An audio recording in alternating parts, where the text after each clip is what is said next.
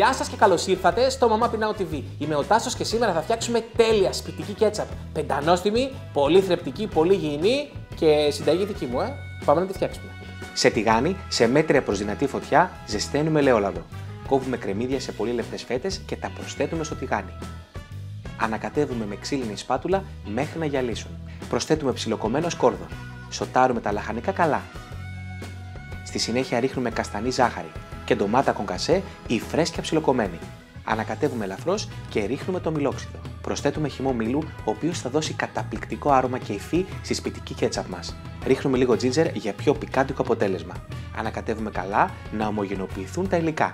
Αφήνουμε την κέτσαπ να σιγοβράσει, ανακατεύοντας κατά διαστήματα, μέχρι να πιει τα υγρά της για περίπου 15 λεπτά. Δείτε αναλυτικά τη συνταγή και τις δοσολογίες των υλικών στο mamapinao.gr. Μεταφέρουμε την κέτσαπ στο blender και την πολτοποιούμε μέχρι να έχουμε την επιθυμητή υφή. Επαναφέρουμε τη σάλτσα στο τηγάνι και τη ζεσταίνουμε ελαφρώς. Στη συνέχεια μεταφέρουμε την κέτσαπ σε αποστηρωμένα βαζάκια για να τη διατηρήσουμε φρέσκια και αρωματική για μήνες. Είδατε πόσο εύκολο είναι να φτιάξετε σπιτική κέτσαπ με πολύ λίγα υλικά, εύκολα, γρήγορα, οικονομικά, νόστιμα. Τι άλλο να ζητήσει κανείς, πείτε το μου! Λοιπόν, είμαι ο Τάσος, βλέπετε Mama Pinao και μέχρι την επόμενη συνταγή μην ξεχάσετε να κάνετε εγγραφή στο κανάλι μου για να μην χάνετε κανένα βίντεο.